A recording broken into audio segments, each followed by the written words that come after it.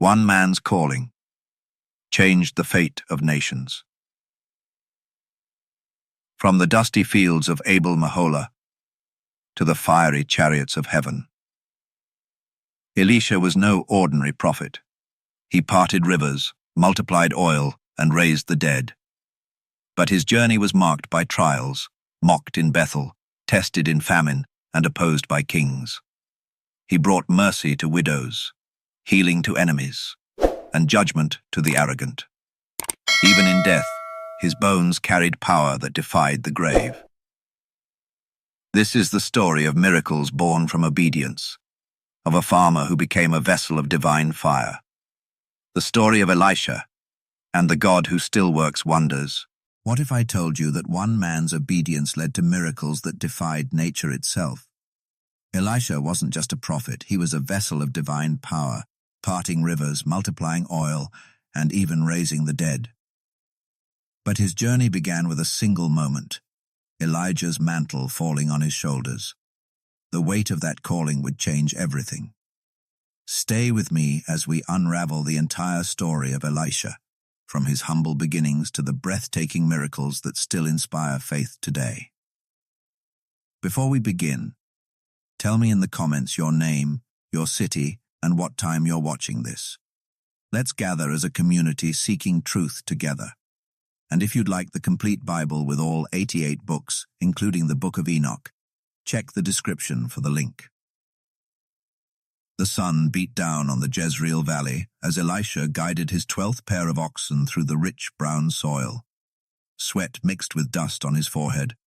Another ordinary day in Abel Mahola, where generations of his family had farmed before him. The rhythm of plowing never changed. Forward, turn, repeat. No soaring prophecies here, just the earth's quiet resistance against wooden blades. Until the moment, everything changed.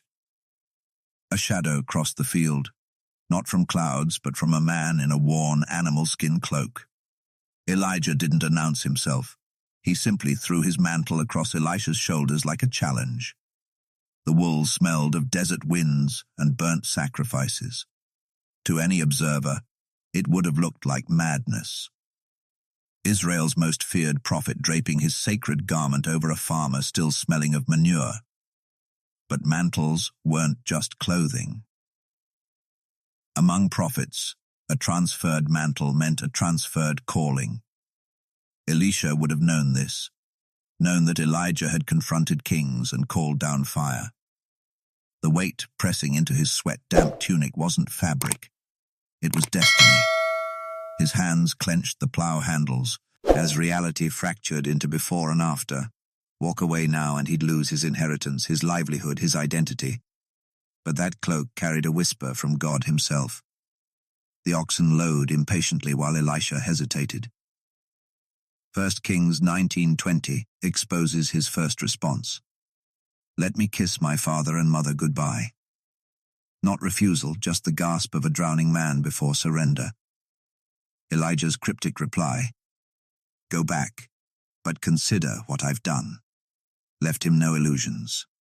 This wasn't an invitation. It was a threshold.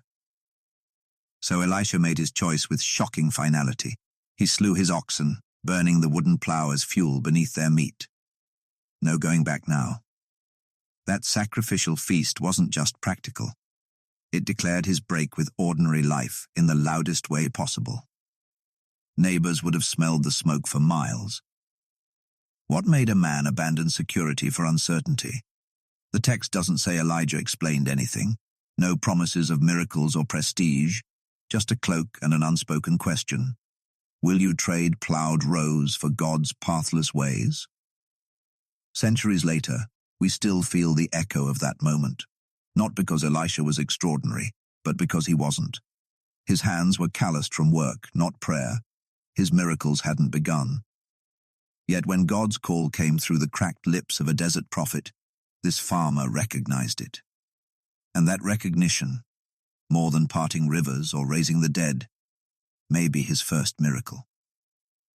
The road from Abel Mahola stretched toward places Elisha couldn't imagine. Bethel's altars, Jericho's cursed walls, Jordan's treacherous currents, all waiting. But first came the longer journey, from "Who am I?" to "Who will God be through me?" That transformation started when wool touched sweat, and a man left his fields to chase a whisper.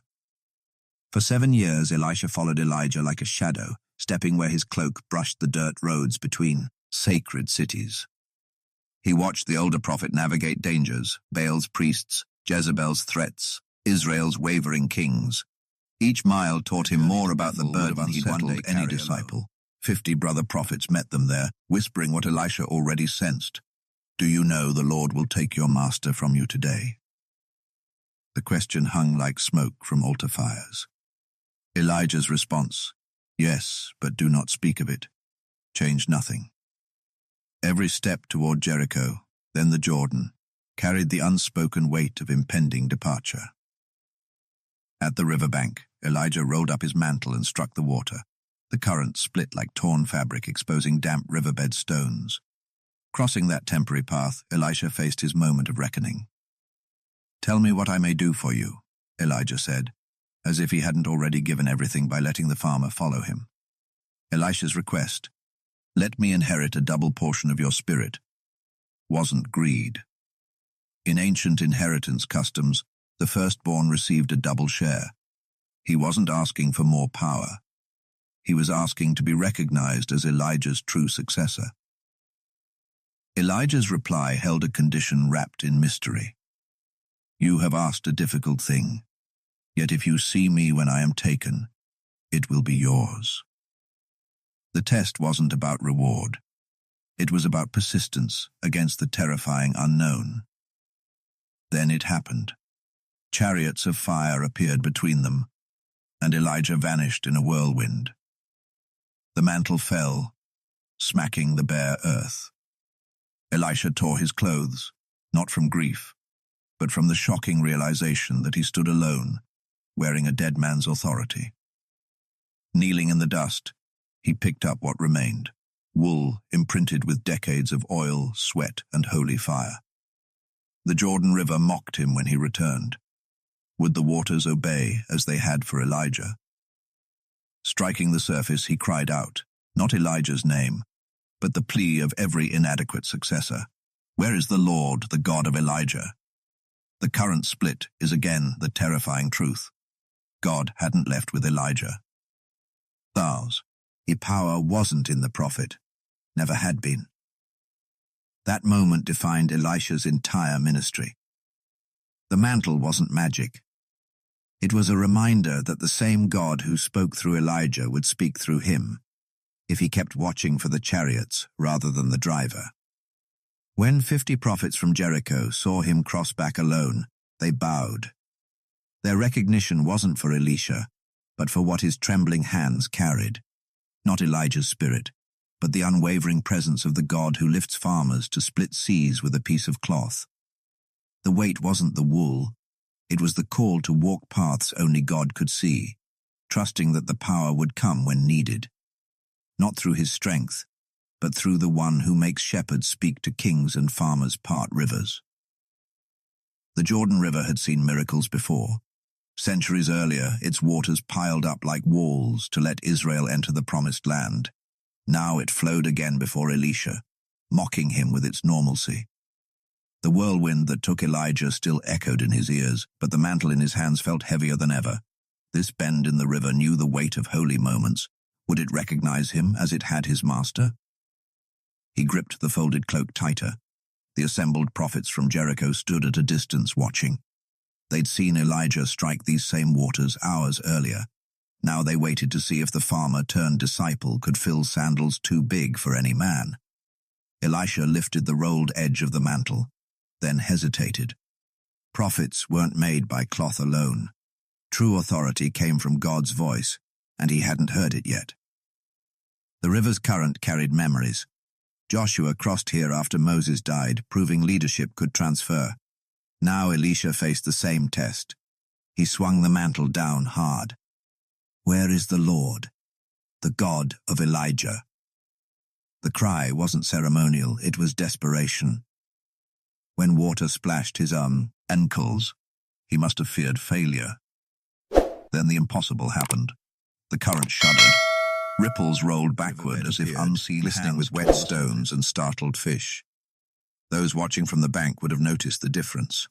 Elijah parted the Jordan with quiet authority. Elisha did it with a question. That distinction mattered. His first prophetic act revealed his humanity. He didn't presume power. He sought its source. The miracle served two purposes. First, it validated him to the skeptical prophets. More importantly, it taught Elisha himself the nature of his calling. True prophetic power wasn't about replicating Elijah's methods, but about depending on Elijah's God. The waters obeyed not because he mastered some technique, but because he acknowledged his need. Walking across the exposed riverbed, Elisha carried more than Elijah's mantle. He bore a lesson every miracle worker must learn. Weakness invites God's strength. When fishermen become apostles or farmers prophets, the pattern repeats. Those who know their inadequacy make space for divine power. The watching prophets saw the parted river and bowed. Their recognition wasn't prompted by the miracle alone, but by its echo of sacred history. Just as Joshua succeeded Moses, Elisha now stood where Elijah had. The Jordan's obedience confirmed what the whirlwind implied. God's presence hadn't left Israel. It merely rested on different shoulders. Back on the western bank, Elisha rolled the damp mantle in his hands. Water droplet patterns darkened the wool in unfamiliar shapes. A reminder, this calling would take forms even Elijah hadn't imagined. The rivers ahead wouldn't look like Jordan, nor would the enemies resemble chariots of fire. But the principle remained. Same God, different vessel. Those first steps on dry riverbed marked more than a successful miracle. They revealed the paradox at the heart of Elisha's ministry. Authority flows not to those who seize it, but to those who know it was never theirs to begin with.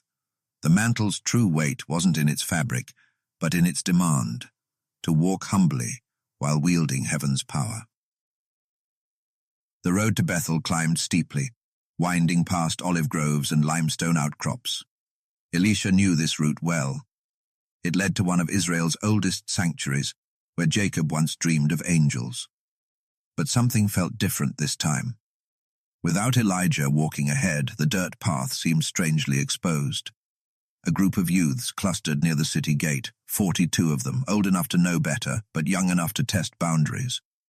Their laughter carried down the slope before their words did. "Go on up, Baldy," they jeered, elbowing each other. Mocking a prophet's appearance wasn't just childish cruelty. In ancient Near Eastern culture, hair symbolized strength and divine favor. Calling him bald questioned his legitimacy, a deliberate challenge to his newfound authority. Bethel itself amplified the insult. This was Jeroboam's rebel worship site, where golden calves stood instead of the ark. The city had a history of resisting true prophets. These youths weren't just mocking a man. They were channeling their parents' contempt for God's messengers. Elisha stopped walking. The laughter faltered as he turned to face them. His curse wasn't impulsive. The Hebrew verb implies solemn deliberation.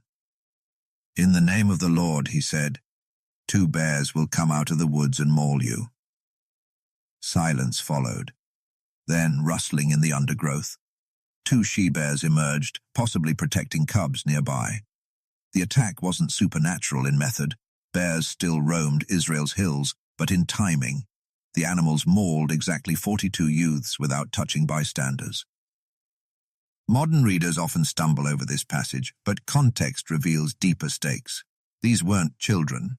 The Hebrew term denotes young men capable of military service. Their mockery carried existential danger. If society dismissed God's prophet, Israel would lose its moral compass. Some lines, when crossed, trigger consequences beyond human control. For Elisha, the incident clarified his role. Prophets weren't just miracle workers, they were covenant enforcers. Elijah confronted kings. Elisha's first challenge came from street bullies. Both threats endangered Israel's soul equally. The maimed survivors became living warnings.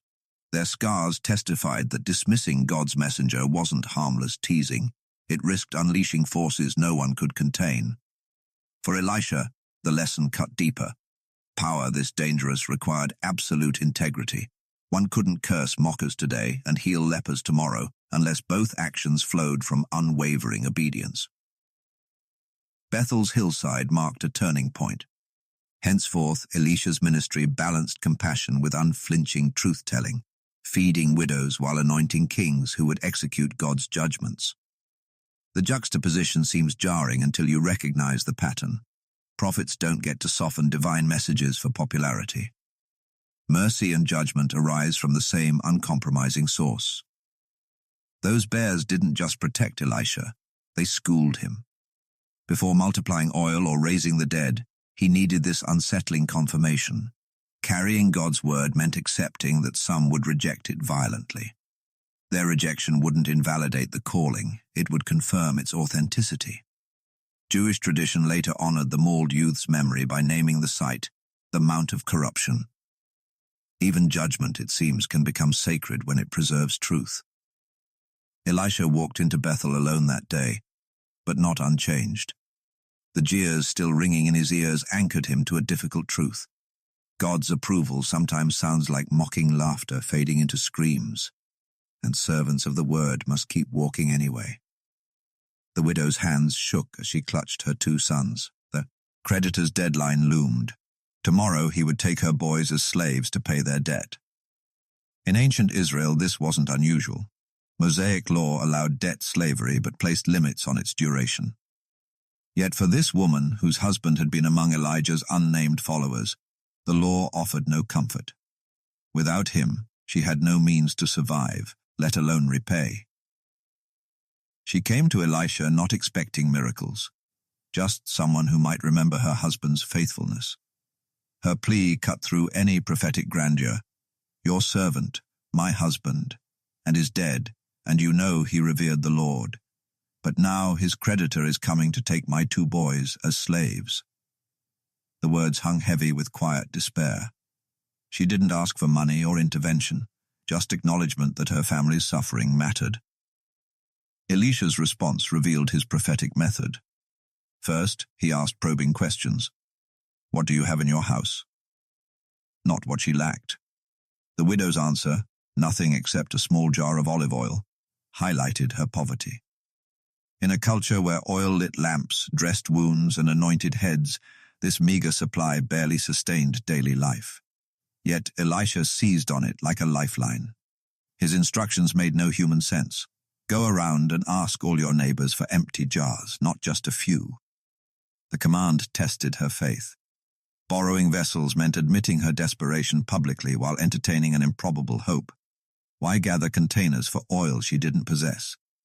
Yet she obeyed, shutting her door behind her as Elisha ordered, creating a sacred space where only her sons witnessed what came next. The miracle unfolded with deliberate pacing. As she poured her tiny oil reserve into the first borrowed jar, the liquid kept flowing. Her hands moved faster, jug after jug filling to the brim. The boys scurried to replace each full vessel with another empty one, their disbelief turning to exhilaration. Only when no container remained did the oil stop, not because the blessing ran out, but because the capacity to receive it had Elisha's ministry. No dramatic pronouncements, no confrontations with kings. Just a widow's whispered crisis met with quiet provision. The message was clear. God's care extended beyond national judgments to individual kitchen tables. That oil represented more than financial relief. It restored dignity. Now she could sell the excess, repay the debt, and reclaim her sons' futures. The story's depth emerges in its contrasts. Earlier, Elisha cursed mockers with bears. Here, he extended tenderness to the vulnerable.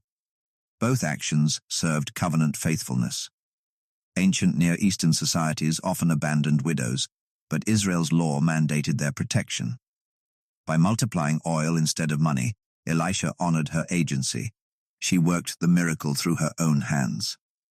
Scholars note the miracle's Eucharistic undertones. Like the widow's flour jar during Elijah's drought or Jesus multiplying loaves, the oil revealed God's preference for working through available, even inadequate, resources. The widow's empty jars became vessels of hope, not because of their quality, but because of her willingness to gather them. That's the hidden lesson in this quiet miracle. Divine provision often waits for human participation. The oil flowed only as far as the widow's obedience reached, until no jar remained unfilled. Not coincidentally, Elisha's next major act would involve another woman's hospitality and another impossible gift. But first, this widow's story etched a truth into his ministry. God's compassion flows fastest through cracks of surrendered inadequacy. Her jars stand as silent witnesses still. Not one bore the mark of divine craftsmanship. Just ordinary containers made holy by what they held and by the faith that dared to gather them. The Shunammite woman had prepared for everything, except this.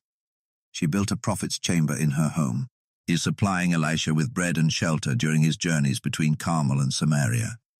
When he offered to speak to the king on her behalf, she declined, content with her quiet life.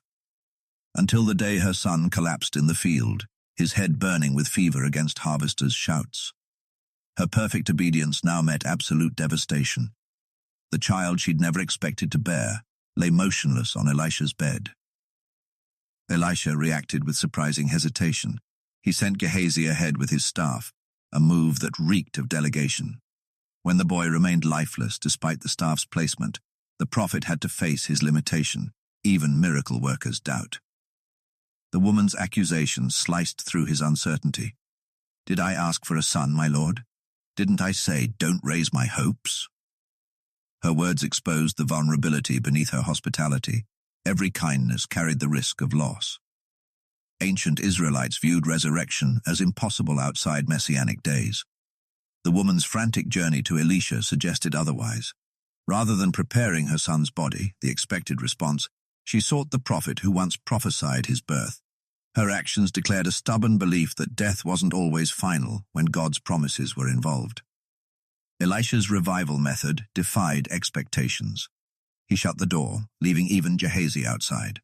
No dramatic incantations followed, just physical persistence. He stretched himself over the boy's corpse, mouth to mouth, eyes to eyes, hands to hands. The Hebrew suggests repeated efforts. Warming the child failed at first. 7 times he rose and paced before trying again. Modern readers might miss the significance. Ancient Near Eastern cultures saw breath as divine essence. Elisha wasn't performing CPR but transferring life itself. The breakthrough came subtly. The boy's chest lifted with a faint sneeze. Not instant revival but gradual return. Muscles twitching. Eyelids fluttering, warmth spreading where coldness had been. Elisha called Gehazi to fetch the mother only after ensuring chewing barley bread, the same food she'd once served Elisha in gratitude. This miracle revealed uncomfortable truths about prophetic ministry. Elisha's initial remedy failed. The staff accomplished nothing. Success came only through agonizing personal investment. The text never explains why the first attempt misfired, but the contrast is stark. Distance didn't work.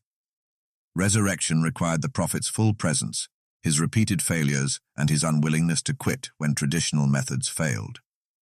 The Shunammite woman's presence bookended the miracle. She witnessed both the prophecy and its fulfillment. Unlike the widow with oil jars, she didn't participate actively. Her role was to wait outside while Elisha grappled with his limitations. Sometimes faith means letting others struggle on your behalf, trusting their perseverance when yours has run out. Elisha emerged from that room changed. His subsequent miracles carried greater confidence, as if wrestling with death had stripped away residual doubts. The boy's sneezes marked turning points, for his restored life, for his mother's tested faith, for the prophet who learned that real power often wears the face of desperate repetition rather than instant triumph. Those 7 attempts became Elisha's defining lesson. Some battles aren't won through proclamation alone. They demand sweat, frustration, and humiliating persistence. Elijah called fire from heaven effortlessly. His successor conquered death through what looked like failure after failure. Yet both methods pleased God equally. The Shunammite's son walked away with no memory of his resurrection. Elisha carried its imprint forever, a reminder that miracles happen not around human weakness but through it. Naaman's chariot kicked up dust as it rumbled towards Samaria with a king's weight behind it. The Aramean general came armed with silver, gold, and embroidered garments, payment fitting for curing his leprosy. This wasn't just a skin condition in the ancient world.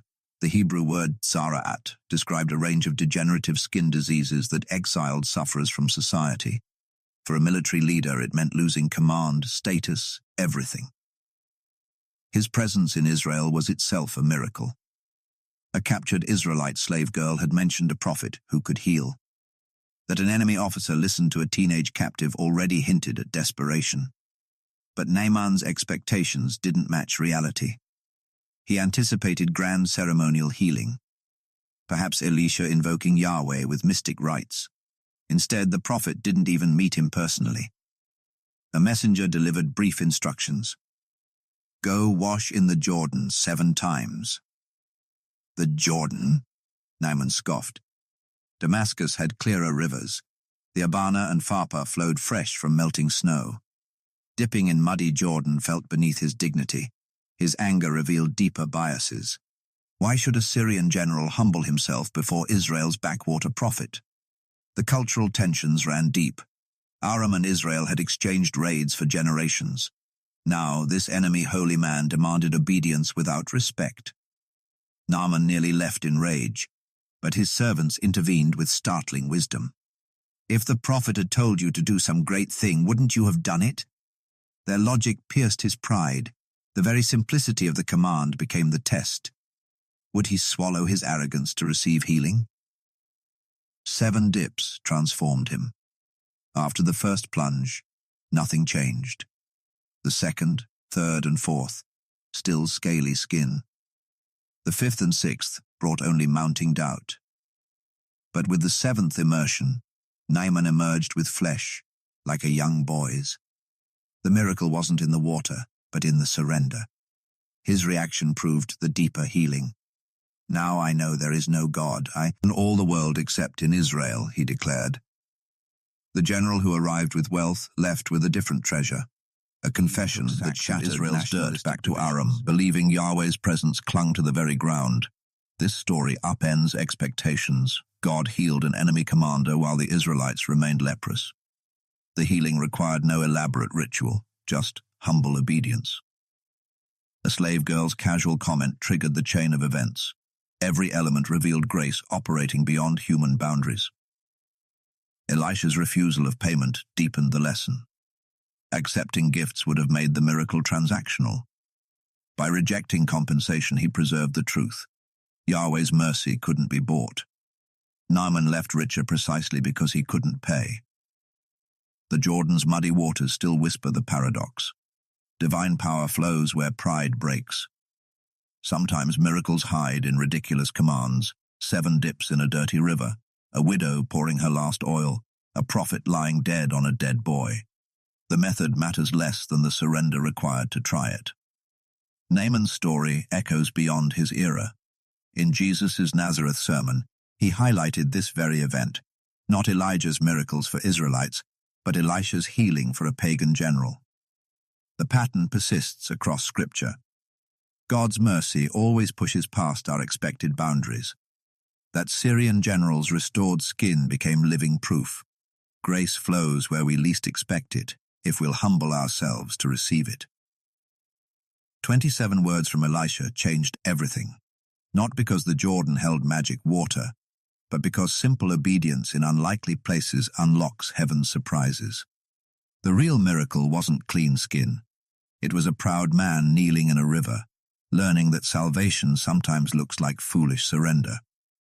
The prophet's school by the Jordan had seen many wonders, whispered teachings, fervent prayers, the occasional vision. But nothing prepared them for the crisis that day.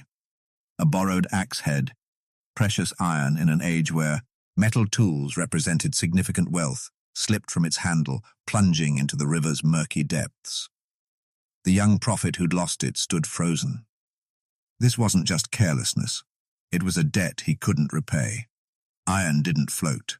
Recovery seemed impossible. Elisha's response defied expectation. No lecture on responsibility, no miracle involving fire or resurrection. Just a simple question.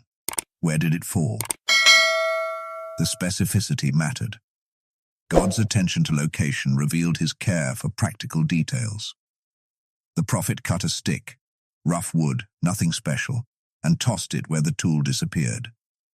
The water's surface trembled.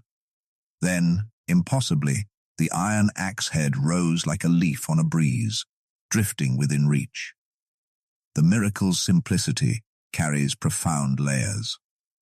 Iron tools in Elisha's era were costly, often passed down through generations.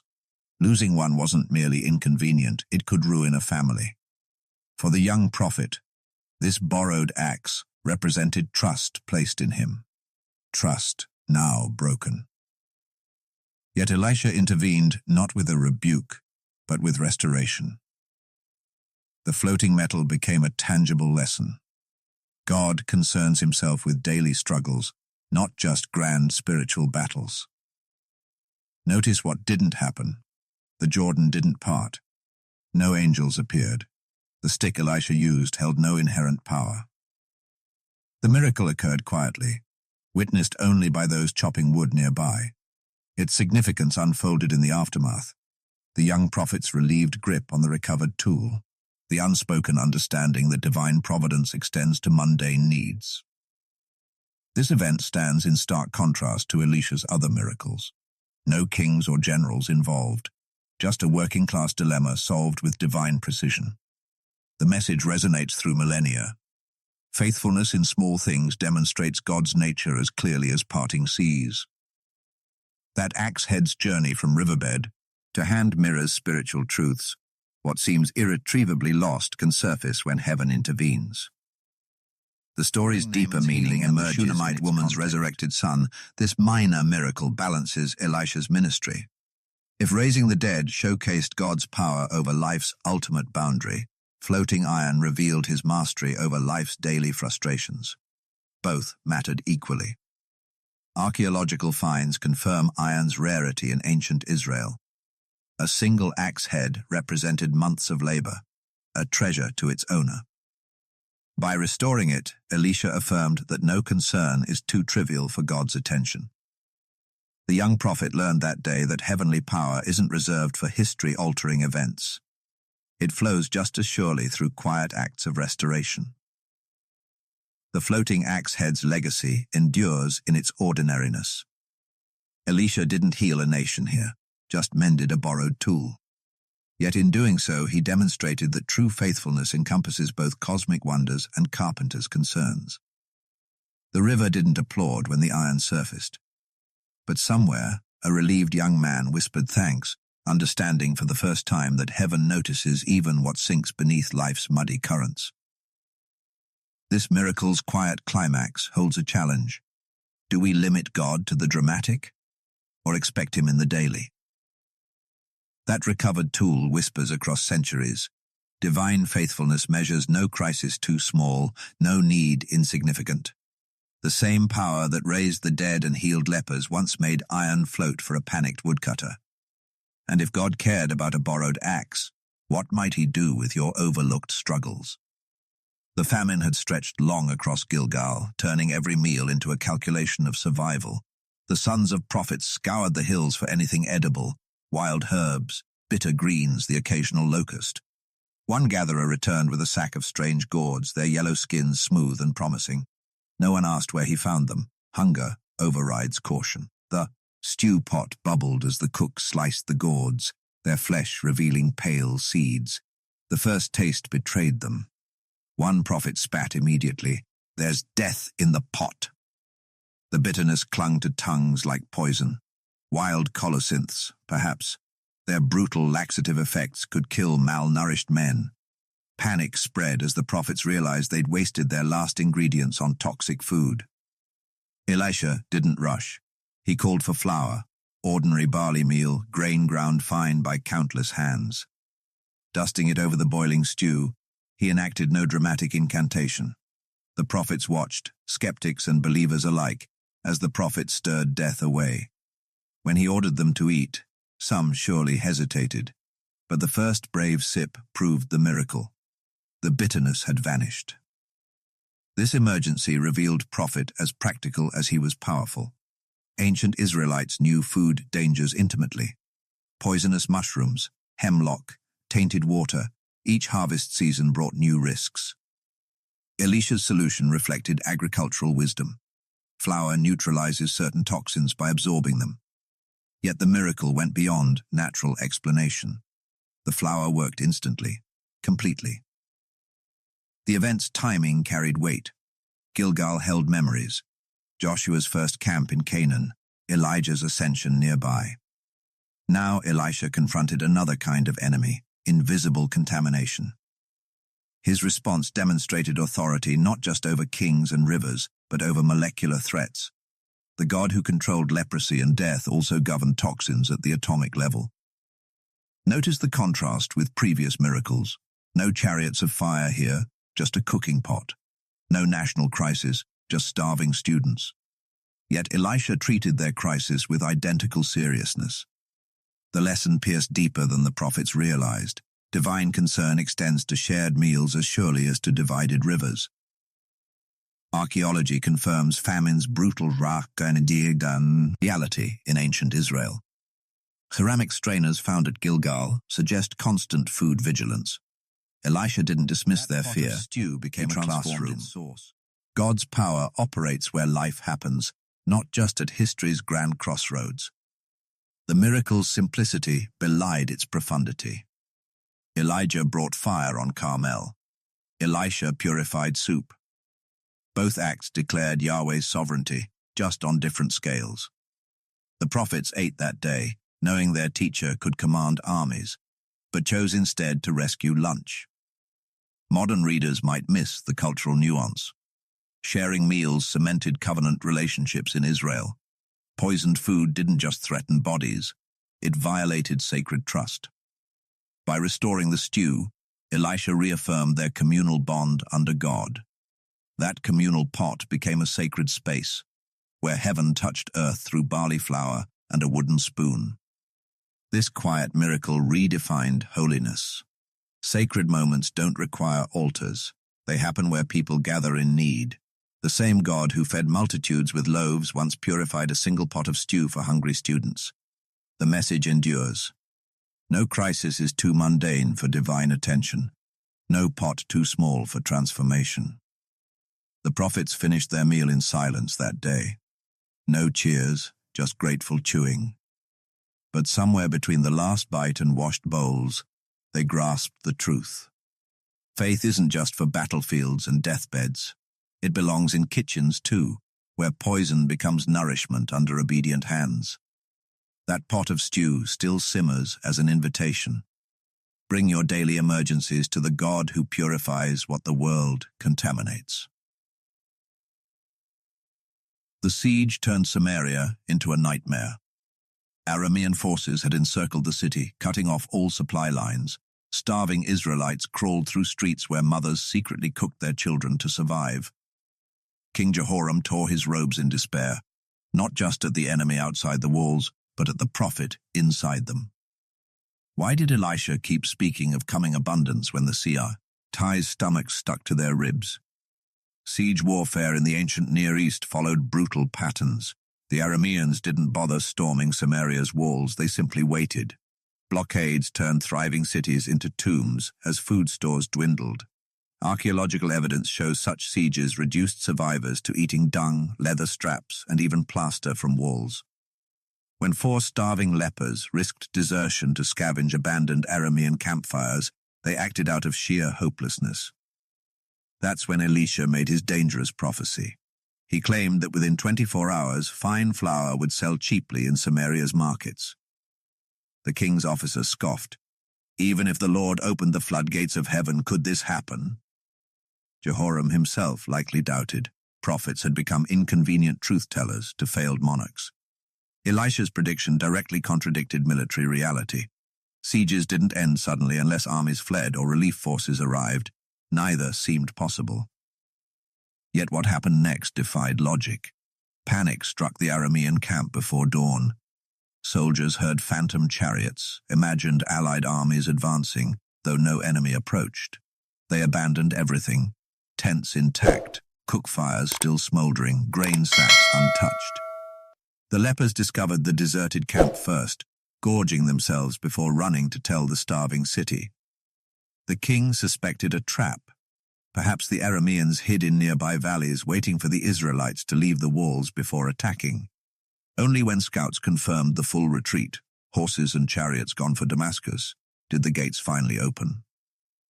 The starving masses poured out to plunder the camp. Wheat prices plummeted, as Elisha promised. The skeptical officer saw the abundance but never tasted it. He was trampled in the stampede for food. This event revealed the fraught relationship between prophets and power. Elisha didn't reassure the king with patriotic platitudes. He spoke of an impossible promise that highlighted derived authority from protecting their people. Famine undermined that claim. The prophet's words forced a choice: trust Yahweh's word through his messenger or cling to crumbling royal prerogatives. Military historians note the siege's unconventional resolution. No battle decided it, just supernatural terror. The text attributes the Arameans' flight to God, making them hear the sound of chariots. Similar phenomena occurred across Near Eastern conflicts, where armies rotated themselves over imagined threats. For Samaria, it meant deliverance through divine psychology rather than human strategy. Elisha's role here differed from his other miracles. No axe heads or resurrected boys, just a word that placed him in opposition to royal authority. His prophecy forced the king to acknowledge that true power didn't reside in palace strategies, but in Yahweh's undisputed control over history. The sudden abundance didn't redeem Jehoram's leadership, it exposed its limitations. That trampled officer became the forgotten lesson. His cynical question, could this happen, met with ironic fulfillment. Powerful men often dismiss divine intervention until reality proves them spectators in their own stories. Meanwhile, the lepers, society's outcasts, became the first witnesses to salvation. Samaria's empty grain sacks filled overnight taught a harsh truth. God doesn't need human competence to fulfill his word. The Aramean chariots hadn't come. But something far greater had arrived, the steadfast promise that when prophets speak the divine word, even sieges crumble. King and leper alike ate the same bread that day, learning the same humbling lesson. Man's extremity remains God's uncontested territory. The siege's aftermath left scars. Jehoram never fully trusted Elisha again, but the prophet didn't seek royal approval. He served the one who turned enemies' ears into instruments of salvation. That abandoned camp outside Samaria's walls still whispers to generations. The crises meant to break us often become the stage for heaven's most unexpected deliveries. Elisha already knew Hazael before the man entered his Damascus chamber. Years earlier, Elijah had received a grim commission at Horeb to anoint this very Aramean officer as king, knowing he would bring untold suffering to Israel. Now the moment had come, not with fanfare, but with quiet dread. King Ben-Hadad lay sick nearby, unaware that his servant visited Israel's prophet seeking a prognosis. The Syrian officer appeared unremarkable, middle-aged, competent, bearing gifts from his ailing master. But Elisha saw deeper. His gaze unnerved Hazael, who shifted under the prophet's silent scrutiny. "Your son Ben-Hadad has sent you to ask if he will recover," Elisha said. Then came the devastating pivot. "Go tell him, you will certainly recover, but the Lord has shown me he will surely die." The contradiction hung heavy. Ben-Hadad would heal, only to be murdered by the very man now standing in Elisha's presence. Ancient Near Eastern politics explain the tension. Aram and Israel existed in perpetual conflict. Raids, counter-raids, temporary truces. Hazael represented both a familiar enemy and an instrument of divine judgment. Elisha's tears flowed not from surprise but from foresight. He glimpsed the villages this man would burn, the children his armies would dash against stones. Yet the prophetic mandate remained unchanged. Speak truth regardless of consequences. For a long moment, prophet and future regicide studied each other. Then Elisha wept openly. Hazael, unsettled, asked why. The answer came like a verdict. Because I know the harm you will do to the Israelites. You will set their fortresses on fire, put their young men to the sword, dash their little ones to the ground, and rip open their pregnant women. The words painted a canvas his character. Horror. How could your servant, a mere dog, accomplish such great things? The humility was tactical. Within days, he would suffocate Ben-Hadad with a water-soaked cloth and seize Aram's throne. His subsequent campaigns would fulfill Elisha's prophecy with brutal precision. Assyrian records later dubbed him the son of nobody, a usurper whose violence destabilized the region for decades. This encounter exposes prophecy's heavy cost. Elisha didn't rejoice in judgment. He mourned even as he obeyed. His tears mirrored God's grief over necessary wrath, a balance Western Christianity often neglects. The same prophet who healed enemies now announced their coming atrocities, not with relish, but with anguish. The political backdrop amplified the tension. Israel's apostasy under the Omride dynasty had spiraled beyond redemption. Judgment couldn't be averted, only lamented. Elisha stood at the awful intersection where divine sovereignty and human wickedness collided. His tears acknowledged both realities without reconciling them. Archaeological evidence confirms Hazael's devastation. At Tel Rehof, a carbonized layer preserves his army's passage. Inscriptions boast of his conquests. Yet Elisha's encounter precedes all these atrocities, framing them not as random violence but as covenantal consequence. The prophet's sorrow reminds us that divine justice wears flesh. It bleeds, grieves, and obeys despite the cost. That Damascus chamber became a courtroom. No miracles here, just raw truth delivered through trembling lips. Hazael left with murder in his heart. Elisha remained with salt on his cheeks. Both played foreordained roles in a drama larger than themselves. The weeping prophet model from Jeremiah to Elisha challenges sentimental faith. Real obedience sometimes means announcing storms you wish wouldn't come. Elisha's ears still echo an uncomfortable question. Can we handle prophecies that break the prophet's heart? Hazael's rise confirms that God uses flawed instruments to accomplish perfect purposes. The man who murdered his way to power unconsciously fulfilled divine warnings spoken through tears. Perhaps that's the final lesson. Even judgments wrapped in agony still testify to God's unwavering word. 20 years later, when Aram's fires lit Israel's night sky, few remembered the weeping seer. But heaven recalled, and in that memory lies both warning and hope. God reigns even through our darkest obediences. The old prophet lay dying. Elisha's illness wasn't sudden. It came slowly, stealing his strength while Israel's enemies gathered at its borders. King Joash of Israel visited the man who had guided the nation through famine and war. His tears over Elisha echoed Elisha's grief over Elijah's departure years before. But history rarely repeats perfectly. Joash's mourning held political calculation. What would Israel do without its living conduit to divine power? Ancient Near Eastern deathbeds were sacred spaces. Final words carried weight, especially from prophets.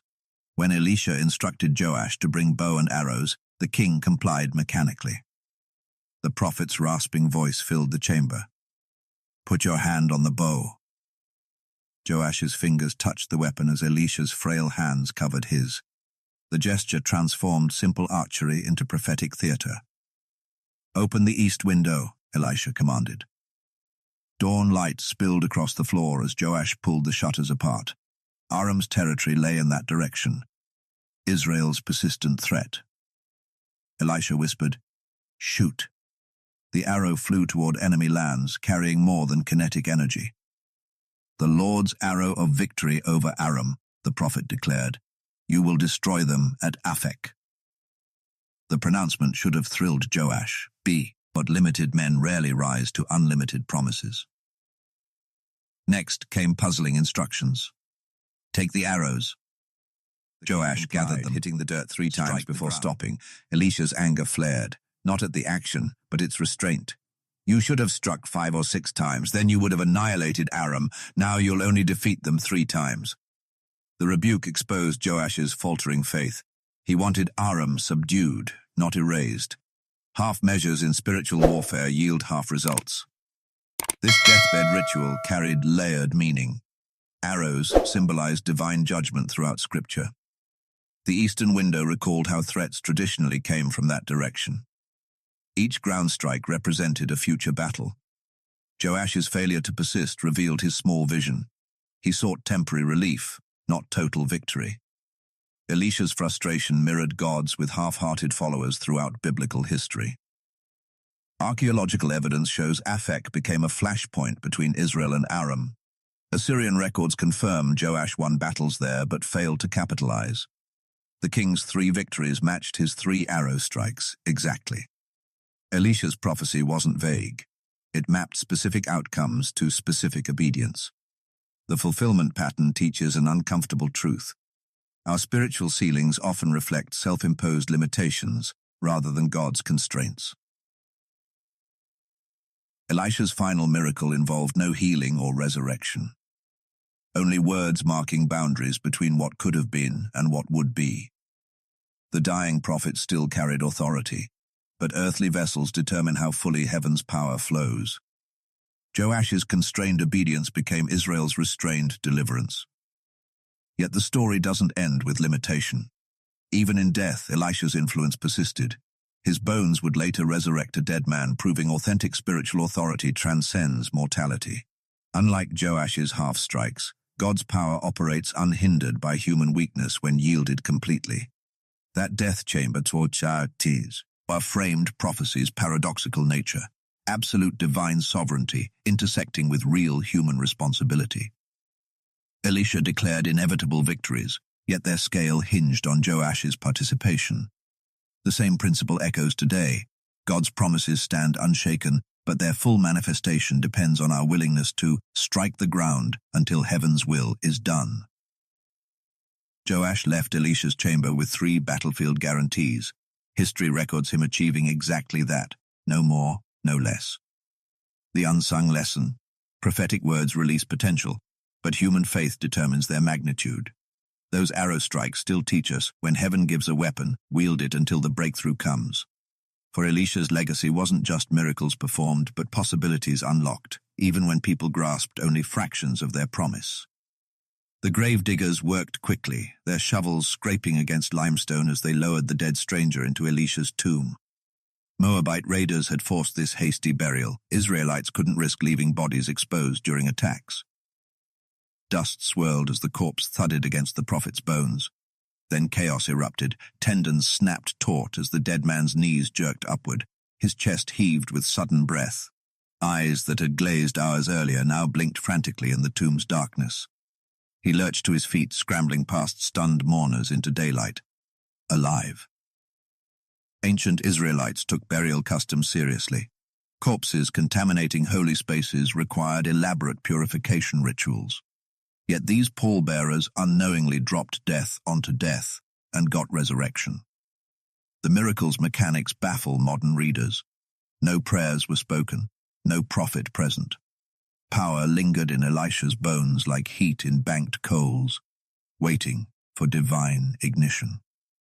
2 Kings 13:21 records the event matter-of-factly, as if posthumous miracles were expected.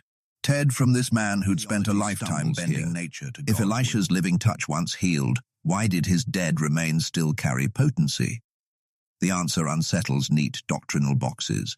In Scripture, physical objects sometimes channel divine power: Moses' staff, Elijah's mantle, even Peter's shadow. This tomb incident suggests prophetic authority wasn't about the man, but God's faithfulness to his word. Elisha had received a double portion of Elijah's spirit. Apparently, not even death could cancel that endowment. Archaeology clarifies the tension. Samaria's rock-cut tombs typically held multiple generations. Shelves carved into walls cradled decomposed bones after flesh decayed. Yet Elisha's remains must have been relatively fresh, perhaps months buried. when the collision occurred. The timing suggests deliberate divine orchestration. Moab's raids, the hasty burial, the precise placement, all conspired to demonstrate that authentic spiritual authority outlives its human vessels. The resurrected man's identity remains mysterious. Was he an Israelite casualty of the Moabite raid? A random traveler? His anonymity magnifies the miracle's point. Grace sometimes visits those who don't seek it, through means they don't understand.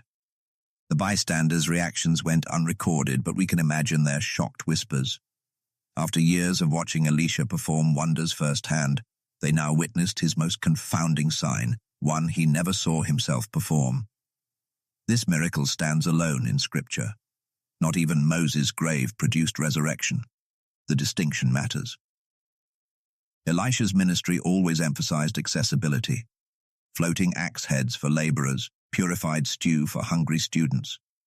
Now, in death, his legacy became equally democratic. No royal audience or priestly intermediary stood present, just desperate men handling a corpse who stumbled into glory. Modern believers wrestle with relic veneration because sea of stories like this. The text neither condemns nor promotes such practices.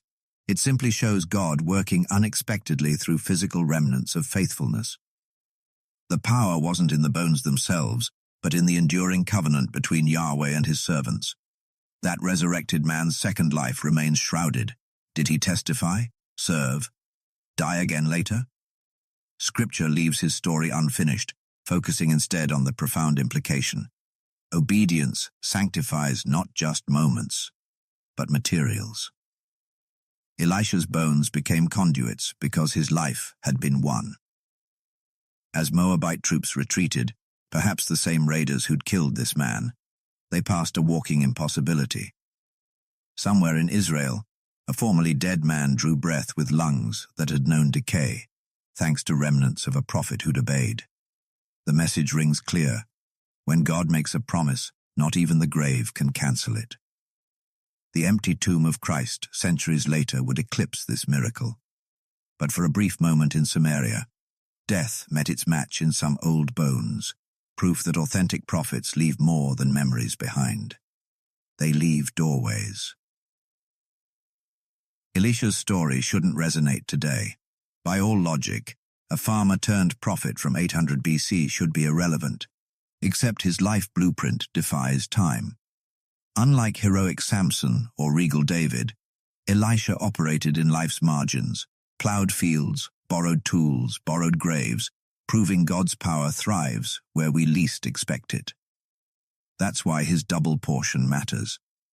Elijah parted the Jordan once. Elisha crossed it twice, first with his mentor, then alone. Elijah performed 7 recorded miracles. Elisha logged 14, plus the posthumous resurrection. The math wasn't a coincidence. When Elisha asked for a double portion, he sought not superiority but continuity, to steward what Elijah began. Centuries later, Jesus would tell disciples they'd do greater works, KS, than his. The principle starts here. God multiplies output when we focus on faithfulness over flash. No grand Consider the settings of Elisha's just miracles. Kitchens, riverbanks, backyards. A widow's empty jars became his pulpit, a borrowed axe head from his seminary. Even his bones retained power because his ordinary moments had been sanctified by obedience. This scattershot ministry prefigured Jesus' method, turning meals into messages and fishermen into founders. Modern believers often amplify the spectacular, mega-churches, viral moments. Elisha's legacy whispers a corrective. His first act after inheriting Elijah's mantle, not confronting kings, but parting the Jordan, symbolizing God makes a way where none exists. His last miracle? Making an arrow strike dirt, signifying spiritual warfare's repetitive grind. Between these bookends flowed a ministry that treated borrowed tools and poisoned stew with equal gravity. The New Testament echoes his approach. Peter's shadow heals like Elisha's bones did. Jesus multiplies loaves as Elisha multiplied oil.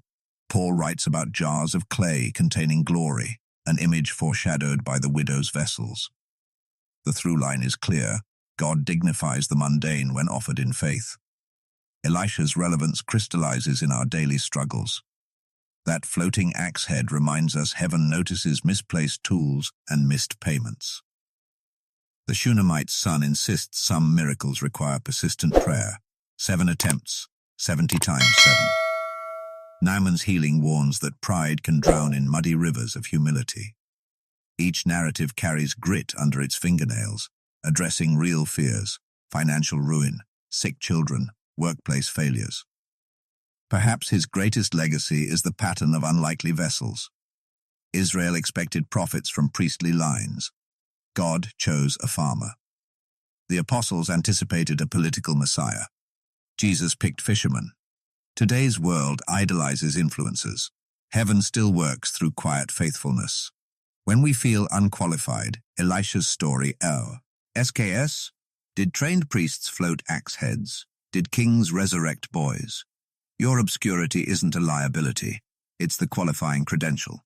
His tomb resurrection offers the final lesson. Long after Elisha's voice fell silent, his obedience kept speaking. That's the enduring challenge. Not to chase impact, but to embed faithfulness so deep that it outlives us. The world measures legacies in monuments. God counts resurrected souls and borrowed tools returned. So consider your own Jordan River moments. The mantle may not look like wool, perhaps an email, a conversation, a nudge during prayer.